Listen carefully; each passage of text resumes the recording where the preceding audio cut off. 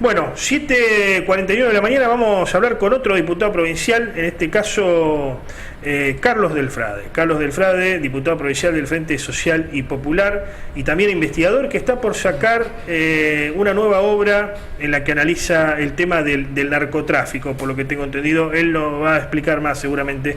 ¿Cómo estás, Carlos? Buenos días. Hola, Antonio, muchas gracias por llamar. Bien, gracias por atendernos como siempre. Vas a sacar otra obra sobre el narcotráfico, ¿no? Sí, nosotros nos comprometimos con la gente que durante todos los años que estuviéramos en la Cámara de Diputados íbamos a sacar un informe y así efectivamente este es el informe número 6. Tiene el título general de Geografía Narco número 6, pero en este caso hace especial hincapié en esto de la aparición de bandas nuevas, pero lamentablemente con políticas viejas.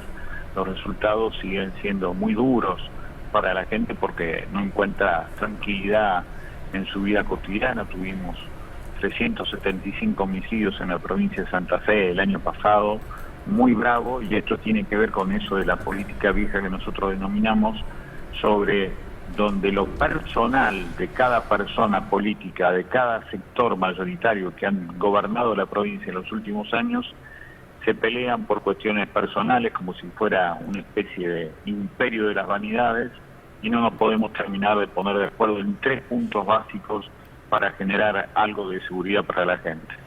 Ahora vamos a hablar un poquito de lo que pasa en el presente con la narcoviolencia, pero haciendo historia, ¿dónde y cuándo nace el narcotráfico aquí en la región? ¿Y en qué año?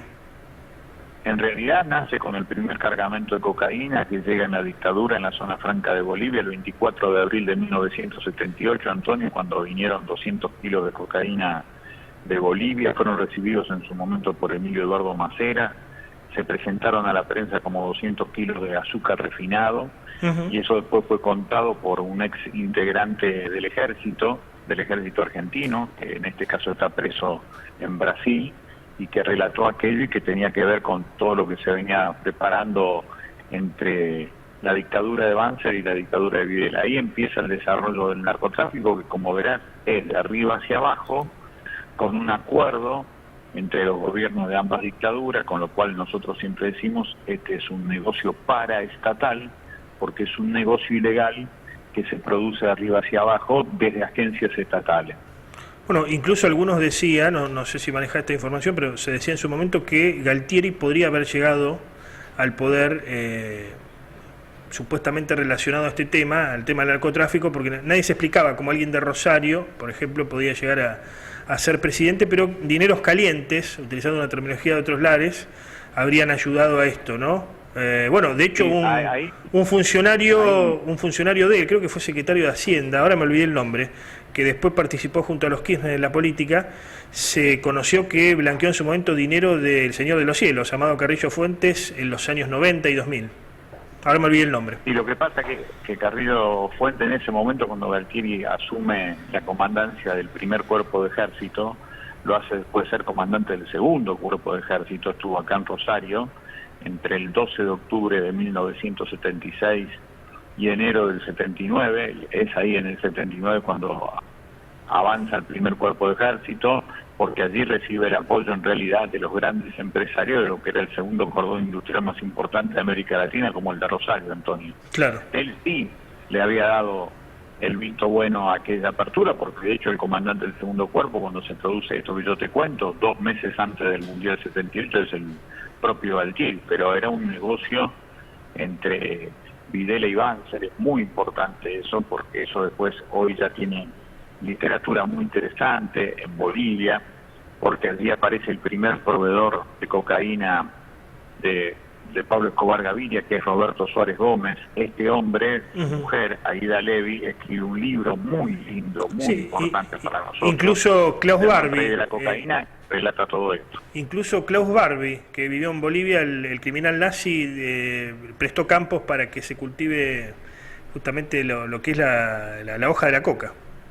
Sí, y además es todo un desarrollo que se viene produciendo de antes. Lo de Carrillo yo lo desvinculo de Galtieri porque era muy joven Carrillo cuando Galtieri asumió ese poder tremendo que fue la comandancia del primer cuerpo de ejército con con asiento en Buenos Aires, y después sí, con todo ese apoyo empresarial, especialmente el gran empresariado de la provincia de Santa Fe, lo reemplaza Roberto Eduardo Viola, y después viene el proyecto de Galtieri, que lo había presentado a fines de 1981 con un asado pantagruélico en La Pampa, en Victorica se llamaba la localidad en aquel momento, en donde reunió a miles de personas con su intención de ser el presidente que iba a ser electo con el voto popular a la salida de la dictadura. Claro. Como se cae eso, empieza a recurrir a la gran causa nacional que sigue siendo Malvinas.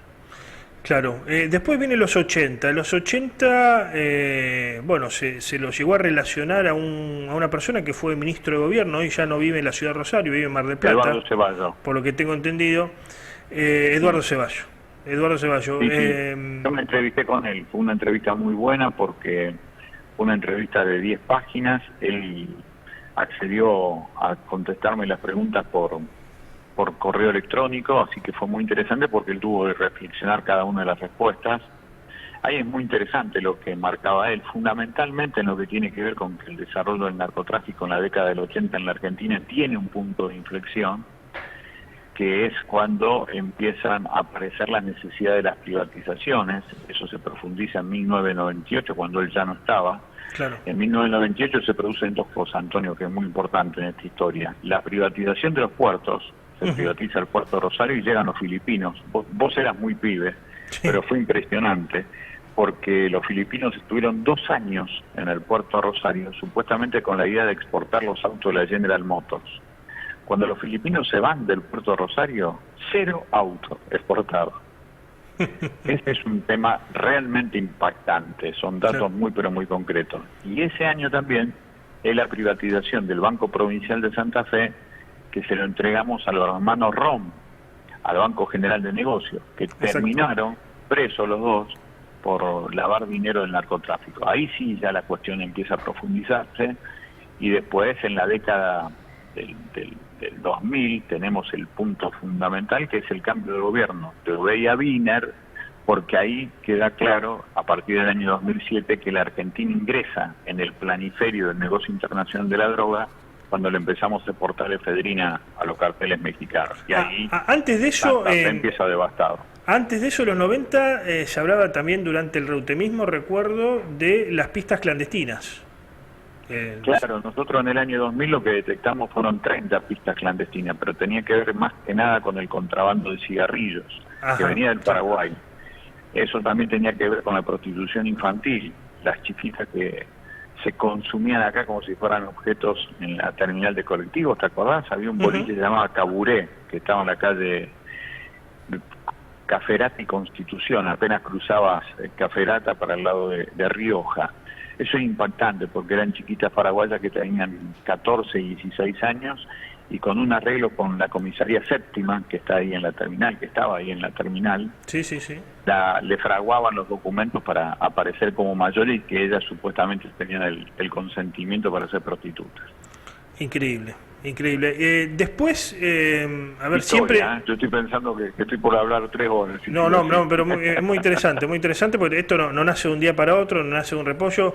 Ahora, ¿cuánto hubo de responsabilidad, visto en perspectiva, del socialismo en el desarrollo del narcotráfico? Uno recuerda la famosa frase del Cuervo Larroque, la de narcosocialismo, y después recuerda la defensa como gato contra la pared, digamos, para ilustrarlo más precisamente del socialismo sobre estas acusaciones.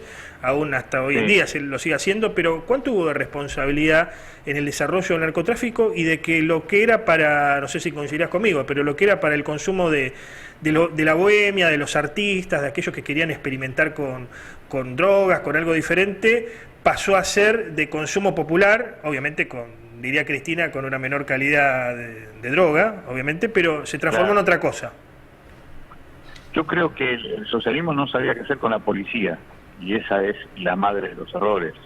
Nunca hubo un control político de la policía. Y se ve claramente cuando asume Wiener, que deja el mismo jefe de policía de Ubey.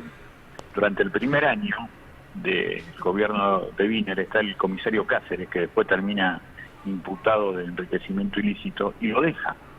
Con lo cual ese mensaje político fue, ustedes hagan lo que quieran, le entregó la seguridad a la policía. A partir de ese momento, ese no saber qué hacer con la policía, porque eso tiene que ver también con una cuestión de los partidos de izquierda tradicionales en Argentina, cualquiera, de no saber qué hacer con la seguridad, generó que la aparición de distintas sociedades anónimas que terminaron haciendo, justamente en ese año 2007, que yo te marcaba, Antonio, que en el planiferio mundial del negocio de la droga, Argentina reemplaza a México, porque México es sancionado por Estados Unidos y Canadá porque le generaba un consumo fenomenal de metanfetaminas a Estados Unidos. Eso era en Breaking Bad, por ejemplo. Sí, y en la novela del Chapo Guzmán, en un momento dice, bueno... viene después eso. Lo del Chapo viene después. Ah, viene después. Lo que digo es que en ese momento, en el 2007, la Argentina ingresa, es el gran proveedor de lo que es efedrina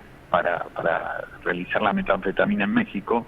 Ahí empezamos a importar. Nosotros importábamos en la Argentina 20 kilos de efedrina por año para hacer distintos remedios que tenían que ver con la capacidad pulmonar. ¿Te acordás? Es lo que lo deja Maradona fuera del Mundial de Estados Unidos. Exacto, la pseudoefedrina, sí, claro. Exactamente. Entonces, cuando empieza eso, la Argentina, que llegaba a importar 20 kilos de efedrina de la India por año, empieza a importar 2 toneladas de efedrina por año.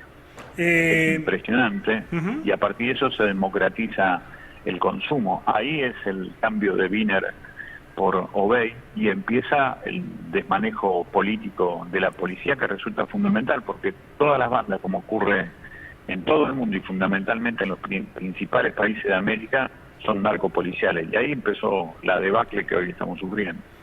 Eugenio Malaponte decía algo en una entrevista que le hicimos hace semanas, que me dejó pensando, como que el socialismo necesitaba llegar a nivel nacional, posicionarse a nivel nacional, no tenía dinero para las campañas políticas, sabemos que las campañas políticas cuestan dinero, evidentemente es así, y buscó financiarse con el narcotráfico para las campañas políticas. Y en este sentido te pregunto, ¿hay financiamiento hoy de las campañas políticas? Pero primero te consulto sobre lo del socialismo.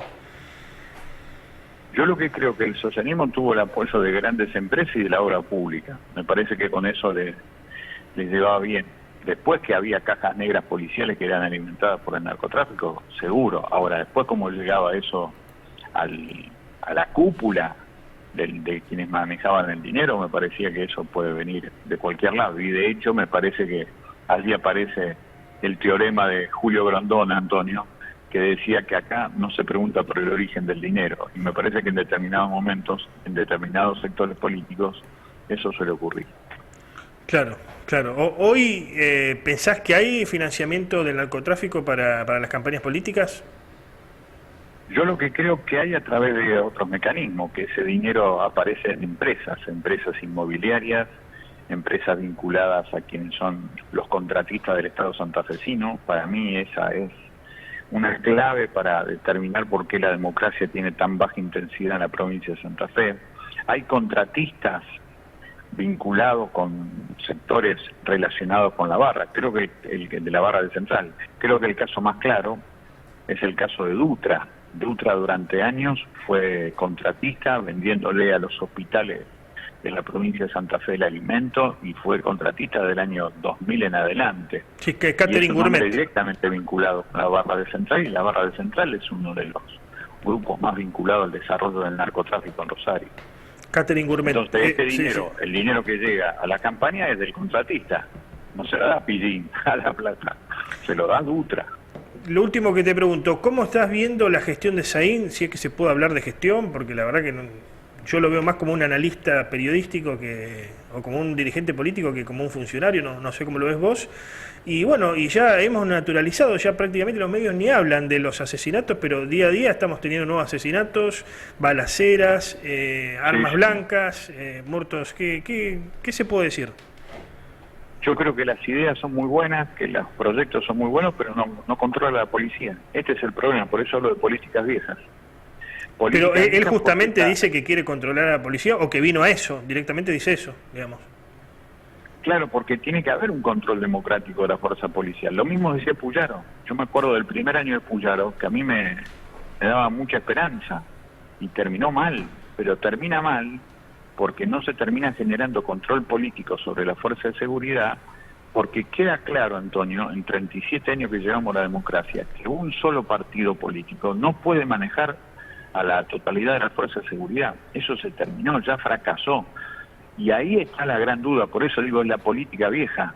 Por eso el título de este informe libro es ese: bandas nuevas, políticas viejas, vamos al fracaso, porque terminamos haciendo que cierta parte de la policía acepte la conducción y otros no, siguen más vinculados a los nichos de corrupción. Ahora, es un problema de toda la clase política, más allá del socialismo, más allá del peronismo y más allá de Saín. Me quedé pensando en eso que dijiste de que tienen un problema los partidos de izquierda o aparentemente de izquierda con la seguridad.